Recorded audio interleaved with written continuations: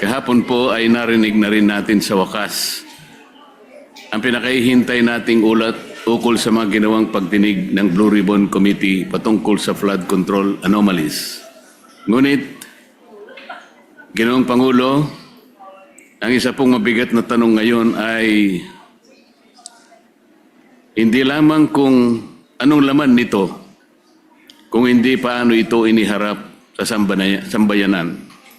9 months from the initial hearing, 5 months from the time we released the so-called minority report, and 2 months from the time I delivered my privileged speech regarding the delays in this flood control investigation, better late than never, ika nga. Subalit, nakakapagtaka naman ata na matapos ang lahat ng panahong iyon, ano po ba ang inihain sa Senado? Hindi isang formal na committee report, Ginoong Pangulo. Hindi isang rekomendasyong may bigat at otoridad ng komite. Kung hindi isang progress report na piniling ihatid sa pamamagitan ng privilege speech kahapon ng chairperson. Kung ganito lang din pala ang kahihinatnan, bakit kailangan pa niyang paabutin ng ilang buwan ang paglalahad kung ang tunay na nais ay may paalam sa taong bayan ang kinahinatnan ng mga pagdinig?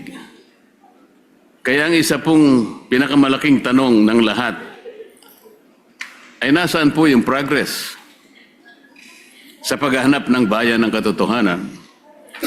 Ano na pong nangyari sa komite na siyang dapat nangunguna sa pagsisiwalat ng korupsyon at sa paghahanap ng pananagutan?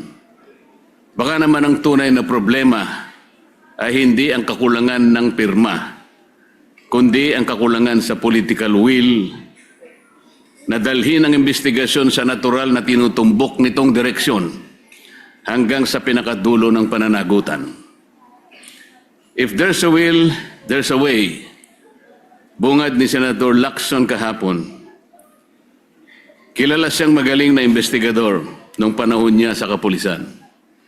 Kung nanaisin niya talaga na tuntunin ang katotohanan sa pamamagitan ng ebidensya na kanyang binigyan pa ng diin, dapat ay hindi niya tinitigilan o ipinagpapaliban ang mga pagdinig. Sinasabi niya na marami daw akong dahilan kung bakit hindi ako pumipirma sa partial report. Ngunit mas marami akong katanungan sa kanyang sariling mga dahilan kung bakit hindi matapos-tapos ang investigasyon ng Blue Ribbon patungkol sa bagay na ito.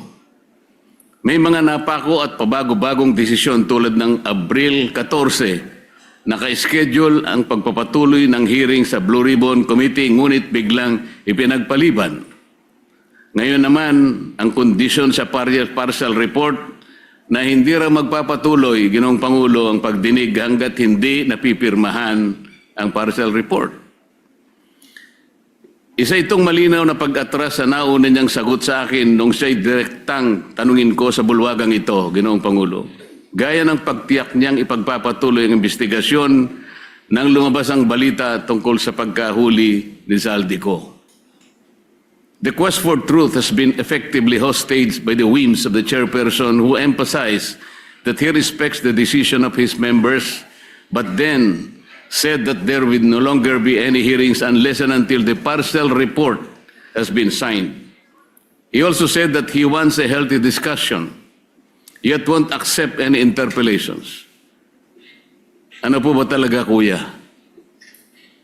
Senator Lacson is indeed consistently inconsistent, invoking transparency when convenient, but resisting accountability the moment questions are directed at him and his report.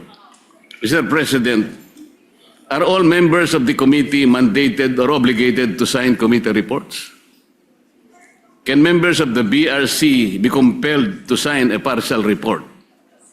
There is nothing in our rules that says so, Mr. President, because his statements appears to imply that the delay in the release of the committee's partial report is the fault of the committee members themselves. How can the chair say that refusal to sign is tantamount to blocking the committee report? Isn't it the minority who submitted the so-called minority report to awaken the committee chair in submitting the report that was long overdue. Siya ay iniluklok ng taong bayan sa posisyon dahil sa tiwala nila sa isang tinaguriang independent fiscalizer ng Senado. Kumisan nga, Ginoong Pangulo, ay na-associate siya bilang corruption czar, moral crusader, Mr. Clean, Mr. Righteous, Holy Willie, Grabbuster. Ngunit imbis na gampanan ang kanyang tungkulin sa mamamayan, gumagawa pa siya ng isang imposibleng kondisyon, ang pagpirma sa partial committee report para lamang hindi ituloy ang pagdinig.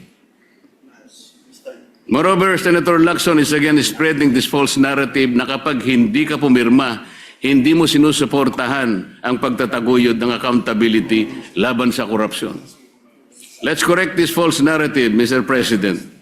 Hindi minamandato ng tuntunin ng Senado na ang lahat ng miyembro ng komite na pumirma sa bawat report na nilalabas ng komite. At the most of it, sumasang-ayon ka kaya ka pumirma. So let this be a clarification to the false narrative being peddled by the chairperson. I haven't signed the report not because I don't advocate for accountability, but because the report itself is incomplete and thus could be biased, Mr. President. To press the committee members into signing a document they are not fully convinced risks compromising both the integrity of the process and the credibility of the committee. Anong kasiguraduhan ng mga miyembro ng komite na ang kanilang pagpirma sa partial committee report ay hindi gagamitin para tuldukan ang mga pagdinig at iwasan na ang paggawa ng matagal na inaantay ng taong bayan na final report? Anong gagawin o magagawa pa rin natin, Ginoong Pangulo, kung sakasakaling sabihin niya na tapos na ang pagdinig, total majority na ang nakapirma? It could be a trap, Mr. President. Bukod pa rito, Mr. President, may isang bahagi po sa nasabing privilege speech ang kumuha sa aming atensyon at hindi namin maaaring palampasin. Tulad nitong flood control scandal na patago ang atake. Ito pong slide na may pamagat na allocables at leadership fund na kanyang ipinakita sandali kahapon ay may imahe na hindi naman lubos na inilantad sa taong bayan. Putol, hindi buo, walang sapat na konteksto.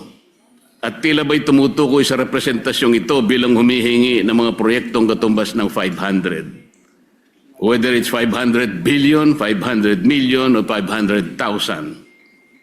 The big document tells a narrative that a certain Kong Marcoleta has this 500 allocation for the DPWH. At kapansin-pansin po, Mr. President, na tila hindi nakuha ng naturang slide ang inaasahang atensyon mula sa media matapos ang kanyang privilege speech. Marahil dahil maging ang mga mamahayag ay nakita ang kahinaan nito. Kaya't nakapagtataka na nitong umaga, kaninang umaga lang, Ginoong Pangulo, ay agad siyang nagkaroon ng dalawang panayam sa media upang muling bigyang diin at itulak ang parehong naratibo laban sa akin. Para bang hindi naging sapat ang privilege speech sa session hall at kailangan pang palawigin ito sa media upang masigurong kakalat ang malisyosong pagpapahiwatig kahit kulang sa linaw at sustansya.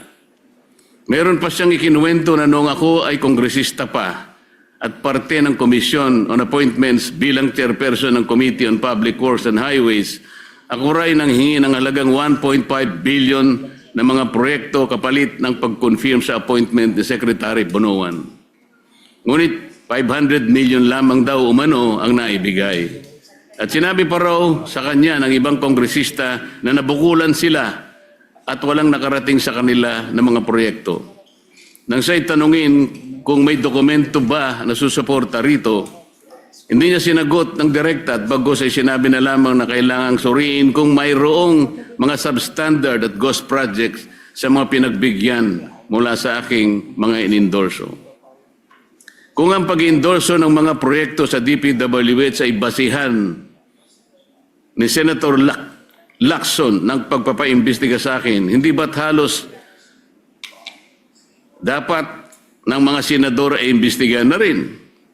Ayon mismo kay Senator Lacson noong nakaraang taon, Setyembre yata yun, Ginoong Pangulo, halos lahat daw ng mga senador noong 19 Congress ay nag-insert ng allocation projects ng 2025 national budget na nagkakahalaga ng kumulang 100 bilyong piso bawat individual. Ngunit ang ating tagapangulo, kayo po, Ginoong Pangulo, pamismo ang dumipensa sa mga senador at sinabing, I would like to make it clear that whatever budgetary amendments the senators propose, the money for these projects do not in any way go through the Senate or the senator, as some of our kababayans think. It goes directly to the implementing agencies under the executive department.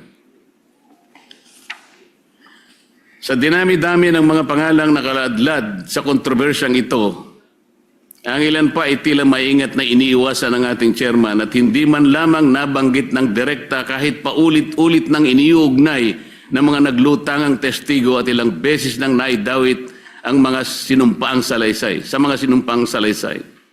Talaga namang pilit na isinasama ako sa kanyang naratibo. Masyadong halata naman ito, Ginoong Pangulo. Ako na ngayon ang pinagtutuunan niya ng pansin. Dahil ba sa ako lamang ang nagsasabi sa kanya na gawin niya dapat